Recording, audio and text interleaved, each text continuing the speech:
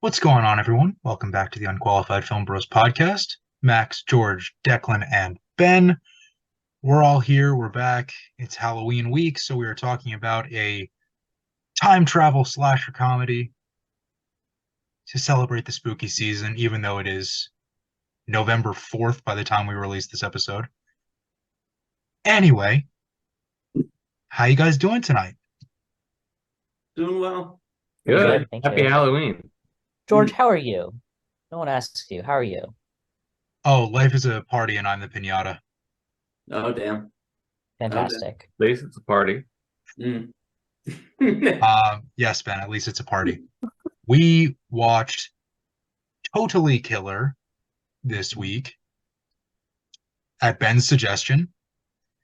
And for that reason, Declan and Max, I'm going to tell you to kindly fuck off for a minute while I ask Ben, why'd you pick this one and what'd you think? Well, I mean, you offered the movie Freelance in this spot. It was out. It was in theaters. We go to the theater to see movies. This was streaming. Continue. Yes. Hold on. You didn't let me continue. Freelance, as everyone knows, has a 0% of Rotten Tomatoes. So literally any movie would have been better. We did Staying Alive in our first 10 episodes. Yeah, but that's because we chose a 0%. We did it for a joke. Yeah, It's pretty funny though. It was. It was a good bit. I'm proud of us. Well, I also thought, we didn't do anything for Halloween. George, you've been getting into horror comedies because I would recommend more horror comedy stuff, but you were previously against some of that. So I'm working into it. yeah, now that you're on board, I felt like, oh yeah, we can do this for the festive season. That what I thought? I thought it was great. I really thought it was fantastic. It covers a lot of the 80s nostalgia. You've got a lot of Back to the Future vibes. And then They only mentioned it about 50 times. Yeah, I know. But the thing is, it's not a carbon copy of Back to the Future. No, it's a good amalgamation. It like the Back to the Future part is really just in the original idea of they go back, to the past and it's meeting your parents essentially, but that's about it. And then there's a lot of Scream in there, a lot of Halloween.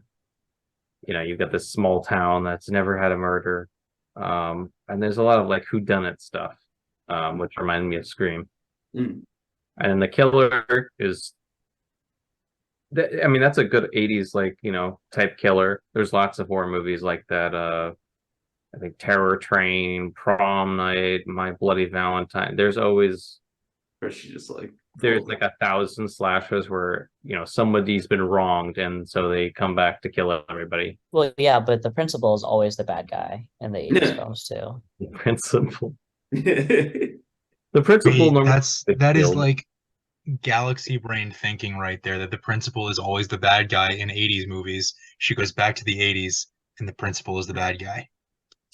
Well, sort of. Wait. But the principal isn't the bad guy. In the 80s, the principal was.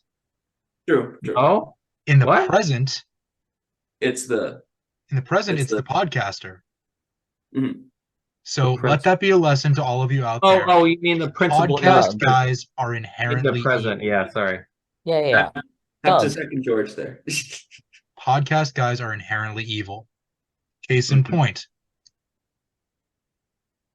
But all right, Declan, that's a little over the top. Yeah, I think it was a good, and also they did the Scream thing where there's two killers, so they can pull you in different directions, and it makes sense. I mean, with the story, I thought it was very well planned out, and that Pam didn't die because she's not responsible for Fat Trish or whatever it is. Trish is Fat Neil, no. it's just that who they called Fat Trish,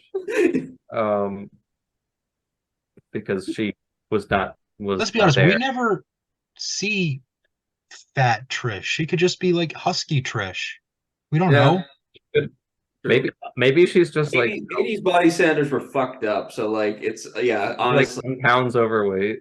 like it's probably like she was like normal. All bodies are beautiful.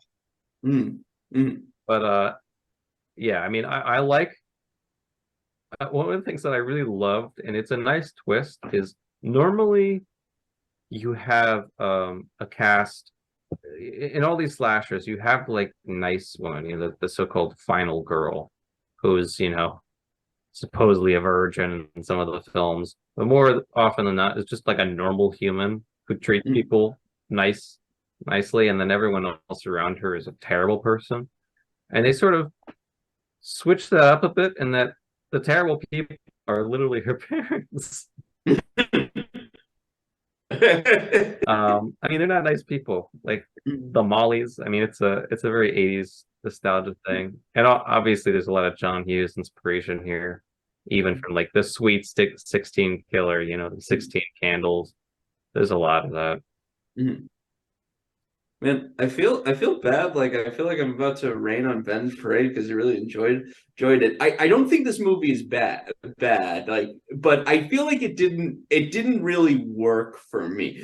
I won't lie. I kind of felt like it wasn't funny enough, in my opinion, for me to feel it's like a comedy, but it also didn't feel like intense enough for me to find it like a true like thrilling horror film. Like I kind of felt like it's not as good as Scream. That's the highest bar there is. Yeah. I think it does a pretty good job. Yeah.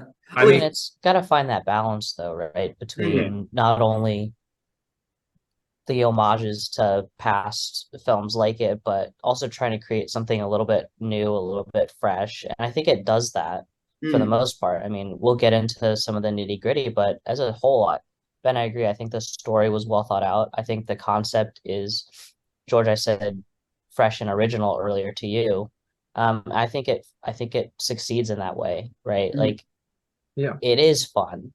It has a lot of nostalgia in there that you can point to. Yeah, I mean, it's by no, I don't think it's great or fantastic, but I had a fun time watching it. I mean, I know there are a lot of like what the fuck moments, but I had fun watching it for sure. I mean, I think that's the main point of most slashers. Yeah. Like in the critical department, they're not. It's not what you're looking for. Like even the best of the best slashers are there to entertain you in different ways, in a creative way. And I think this was a nice vehicle for it. And I feel like I was gonna say it is a lot more of a comedy than like a horror film. Like Scream. It's a comedy, but it's not campy. It could have fallen really, really easily into camp, and it didn't. Yeah, it definitely feels a lot more of the lines of Scream, but also I was going to say it's almost more like Cabin in the Woods in the horror department, which is much more of a comedy than a horror. And I don't mind that. There's plenty of like great horror comedies like that. I mean, Percy Jackson. Peter Jackson. It did a great one, Brain Dead. I mean, there's so many great ones from the 80s that are a lot more comedy than horror. There's nothing wrong with that. So I'm happy to see that, and I think it can bring a lot more of an audience in. Scream, to all of its comedy, is still pretty scary. I mean, it's Wes Craven, and it's Wes Craven at his best. So it still scares people. I mean, the opening scene is iconic, but also pretty horrifying. And so I'm fine, when going down a trip in 80s memory lane, to have it be a lot more of a comedic experience, more of like a meta commentary along the lines of Scream, but also along the lines of like Cabin in the Woods, which is way more comedy. I feel like for me, I will admit part of it is to an extent, I feel like I couldn't just accept like a character just casually inventing time travel, and like it's the case where I think I I wish the film, in my opinion, I wish it could have committed fully to one, not necessarily committed to like one genre, but like committed to a central idea. I think if not even that. I just wish it was either funnier or scarier, I think. Like, I feel like That's it's split in my opinion in what its priorities are. I think, as someone who doesn't generally do horror movies, again, Ben, you're right that I'm getting more into horror comedies as my sort of way into the scarier genre. Um, I think this movie wasn't scary. Mm. I think there are a couple of moments that are intended to be more thrilling, like that first fight between adult Pam and the killer Mm. in the original timeline, Mm. before Jamie goes back to the past. Um, that was Freudian almost. Anyway, I think there are some thrilling moments, but really this is a time travel comedy that uses the slasher Halloween scream genre as a lens to tell a comedic story. Mm. Because first and foremost, this is a story about Jamie getting closer with her mom and finding a way to do that through time travel. And Declan, what you said a few minutes ago about, how time travel is just casually invented in the movie, I agree that it was a little tough at first, but you gotta just suspend your disbelief, make lemonade out of lemons, and really just go along with it. And I gotta say this about the time machine. It really reminded me of another 80s property, Bill and Ted's Excellent Adventure, which is just a time traveling telephone booth. So if you can watch that movie and be like, okay, yeah, I mean, they can go back in time and save the world with music. It's like, it's whatever. Like what Back to the else? Future. You're telling me you built a time machine out of a DeLorean? Come on. Yeah. Like what I would say is I made a time machine of a train in the third one. we aren't in genuinely also meant to be in fear of Bill and Ted's life throughout their excellent adventure. Yeah, but I mean, there's plenty of there's H.P. Lovecraft stuff from Stuart Gordon. There's so many Reanimator is about a bunch of college kids like reanimating the dead. There's a lot of Connecticut College during finals week. Yes. Sure. Yeah. No, I'm not saying that the film.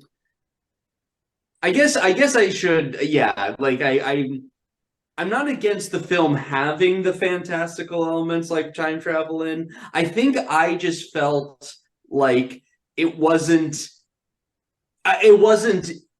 implemented as well in the script as I would want it to be, kind of. I guess that's kind of my point, really. Like, I'm not against supernatural or science fiction elements and stories. I guess I found I sort of just embraced it. Like, it reminded me so much of 80s slashers. Like, I mean, Jason X. It's not as goofy as some of the later ones, but there's tons of like all the Friday the 13th, Jason X being the most ridiculous, where he goes to space, he's like frozen for 200. Surprised we haven't done an episode on Jason X. Oh my Really? God. You're surprised about that? True. Okay, yeah, that's true. You only just got into horror. Also, why would we do an episode on a movie that's never mind? We Exactly. again, Incredible, staying alive is like the thing, the thing that like makes it so that we have to at least consider. You know? Jason X is a better film than Stay Alive, that's for sure. Mhm. But I mean, there's like he gets resurrected by a psychic in one. He gets resurrected. I think he's literally just a heart. Like they blow him up in the eighth one. Jason Goes to Hell. He's literally just a heart at one point, which possesses people to eat the heart, and then Wait, his consciousness goes into the people. You know, like it doesn't. Aladdin 4, Jafar may need glasses. What's especially surprising is that Ben is What are somehow we not doing with making these up sequels? these Come on. plot points of Friday the 13th sequels. Yeah, Jason Goes to Manhattan is actually Frankie Goes to Hollywood. Frankie Goes to Hollywood. Come on, we're saying words now. All right. Yeah. It's the real things. There's also like Sleepaway Camp. There's just way too many 80s slashers. Like if you're doing an 80s slasher, there's no way you can shy away from the goofy aspects of them. And Yeah. I like that it doesn't exist in that campy setting. It exists in like the meta commentary, setting where it's same sort of plots and ridiculousness, but Kiernan Shipka's character Jamie is actually talking about them. She's aware. She's like Randy and Scream or whatever. Think about what this movie would have done if she went back to 1982 instead of 1987. And you can't talk about Back to the Future. Oh my gosh. Mm. Oh gosh. That'd be terrible. Her mom would be like 10. That would not be fun. Yeah, true. Let's talk about Kiernan Shipka real quick because I haven't seen most of her work. I haven't seen Mad Men. She is a relative unknown to me, but I thought she did a really, really good job here. I think there are long sequences where she could have very much fallen into exactly the sort of sequence of events that Marty McFly goes through in Back to the Future, but finds a way as a performer not to hit those same character beats in the same way. And even though she's got these interactions with her parents and trying not to alter the future too much, what she does as an actor, as a performer, is sort of reframe, like I said, those character beats in a way that feels refreshed. Because even though the script for this film is not great, the story and performances are still what makes it fun. I do agree. I do feel I like think she's great. She and the rest of the cast, I feel like, do great in this film. I think she's a great final girl. She pulled it off really well. And yeah, I mean, I haven't seen tons of her stuff, but I watched Mad Men. She was good in that as like she was like 8 or whatever. I don't know. She was really young in that. Honestly, remarkably good child like starting out as a child performer and then like just staying good. I've seen her in things. She's always good. So yeah, I think her biggest role, or at least her most well known, is Sabrina Spellman. Oh yes, yes. So she kind of has a little bit of that mystical horror-y background, and just a little bit of that experience as well. Yeah. Actually, it's similar. We were talking about Scream. That's similar to Neve Campbell was in The Craft, which is a bunch of witches. And then she went on, in high school, and she goes on to do Scream. So I didn't know she was in that. I never saw it. Yeah, that's one of the things she got famous for. And then she was in that really like what is it? Sexual movie with Matt Dillon and Wild Things. Yeah, Wild Things about them committing crime. I never saw it, but there are some infamous scenes I've been told about. been told about, Ben? I've been told. Yeah, I would Critics are just making sure. saying there are several Wish scenes that like that. myself. Just I making sure. watched Hustlers for the great female crime story. Yeah, So, yeah. No, Spring Breakers is like the same, right? yeah. Like a crime story, but it's just Exactly. Like this great female-led crime story. I think like that. I think that's why I like watched it. You know, on So- Hustlers is great actually. But I give that a recommendation as well. like unironically.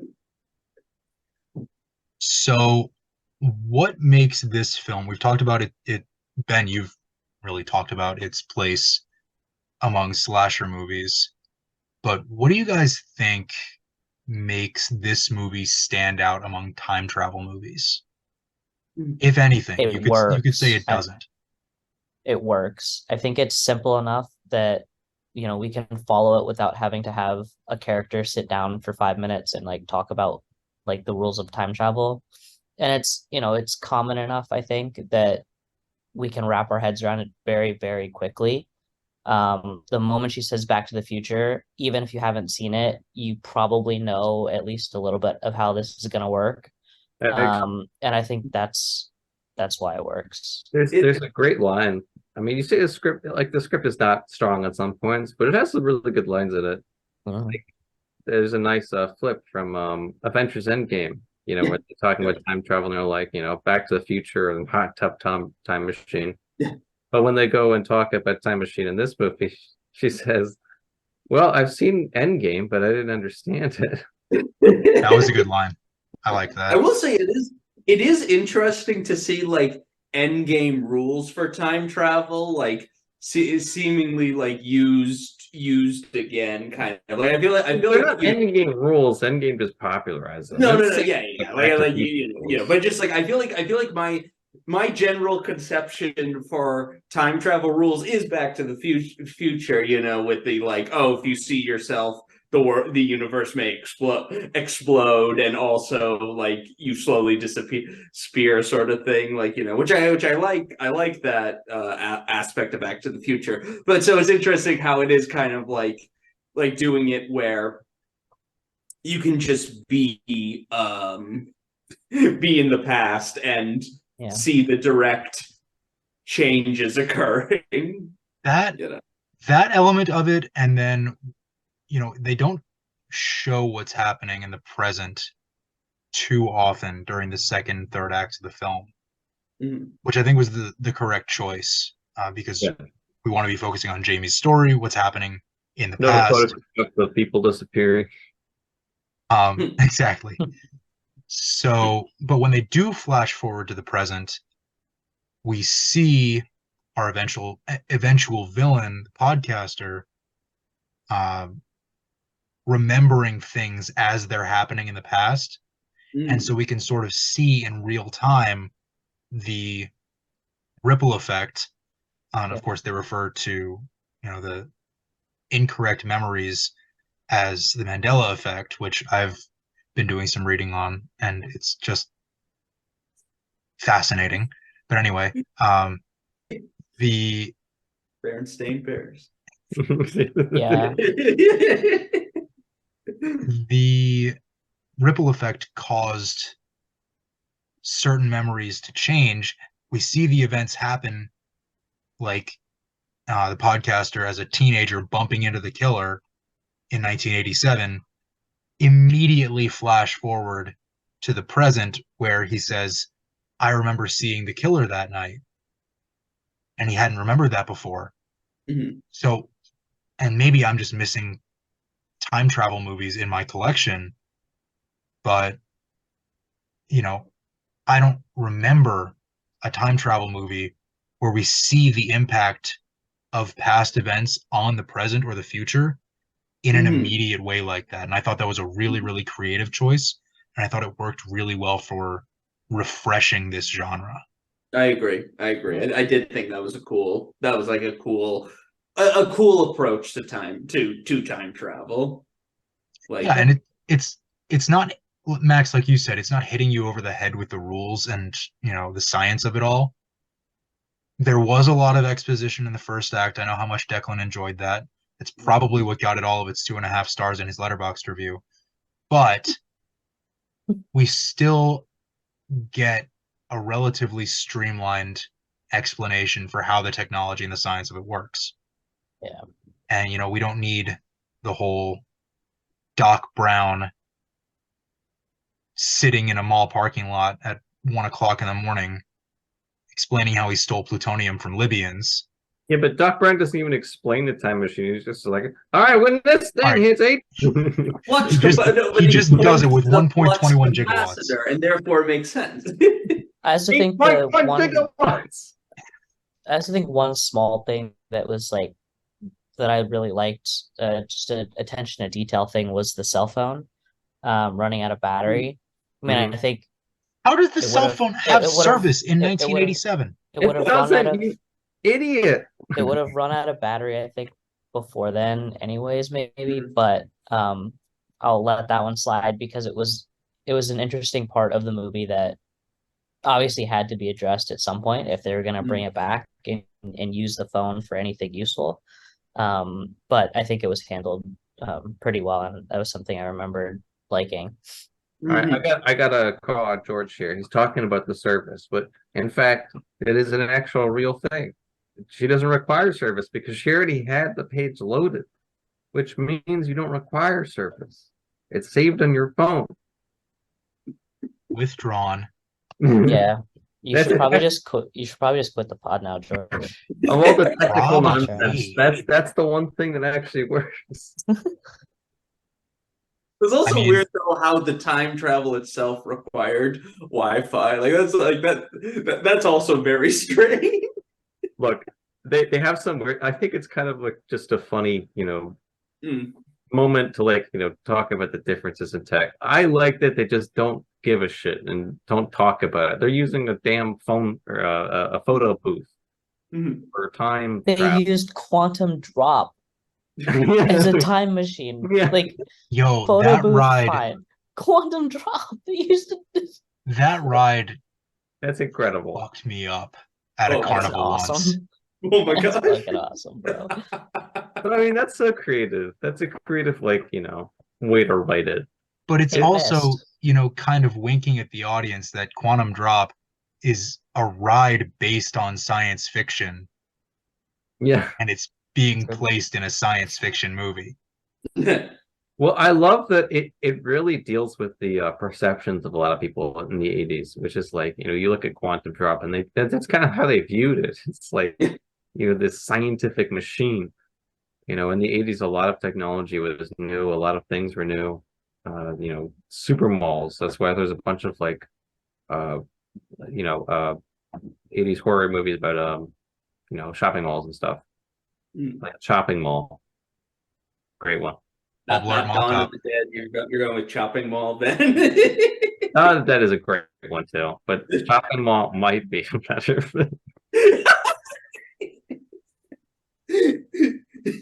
God, if George or Max knew what Chopping Mall what I'm was, gonna they would find. be I'll so find some pissed. clips after the podcast, and I'll send it. I'll show you how good it is. Fine. Yeah, I love that they just embraced everything about it. Yes, it's not scary, but I had a good time. And yes, I'm not laughing the entire time, but I enjoyed all the references. It's a damn fun time. It's not going to reach heights as the things that it's inspired by, like Back to the Future Scream, but that's like the highest you can get. It doesn't have to. It can Yeah. just be a fun I think it entry never into the will. genre. Yeah. And almost completely by accident, this movie fits Declan's rule that every comedy has to have one of Jason Mantzoukas, Bill Hader, or Randall Park. It is true. Oh my It is god. true. I was kind of shocked. It's like ever since the year 2005 or so, every single comedy has to have at least one of them. And of course, we know this isn't true, but it happens way more often than it needs to. I love all three of them. Yeah, great. All fantastic actors, but it's also like, oh wow, look, there they are. It's like Doing kind of an accent too in this one. This was, I don't want to call it a bit part for Randall Park, but it was a bit part. He was in It kind of two it was like a scenes. character Kind of actor. was, Part. It was like he's it's too a noticeable throwback to his older roles when he was mostly just a bit part. Yeah, it would work if he was less known still. Yeah, It's like, oh my god, that's Randall Park, and he starts talking with an accent. Like, wait a minute.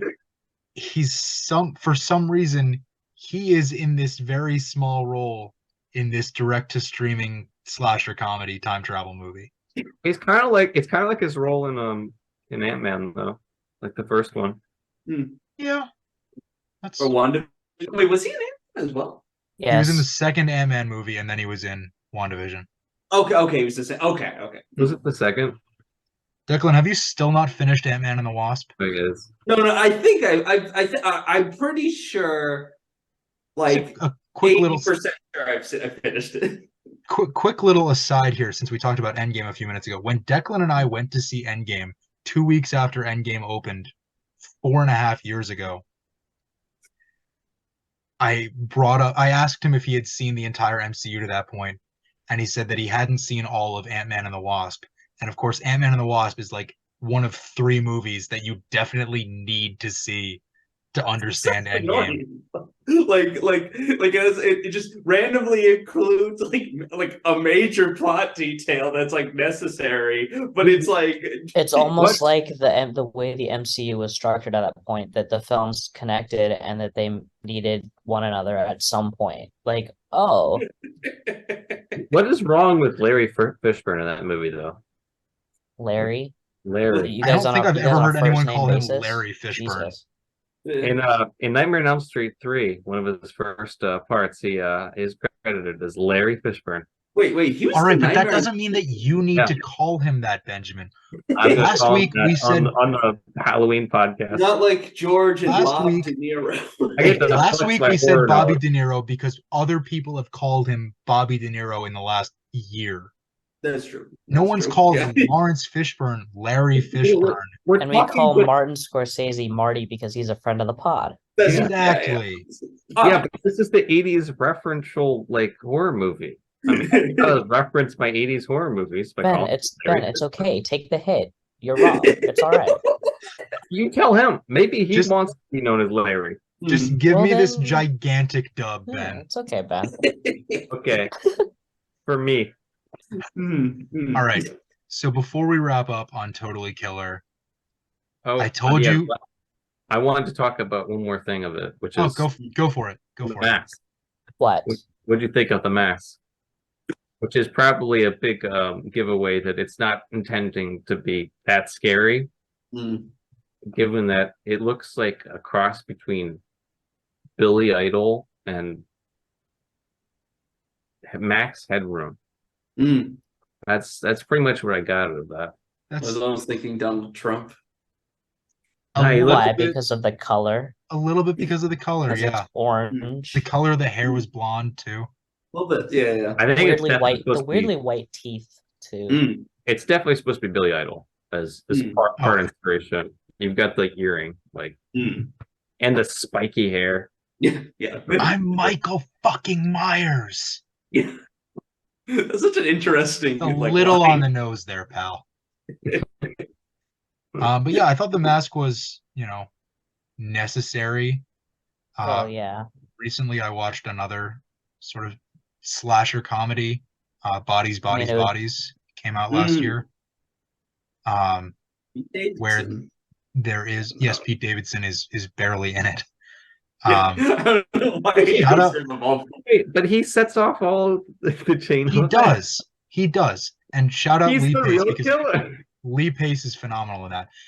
But there's no stalking villain like there is in this movie, where you've got the bad guy in the mask with the giant knife wandering through the haunted house.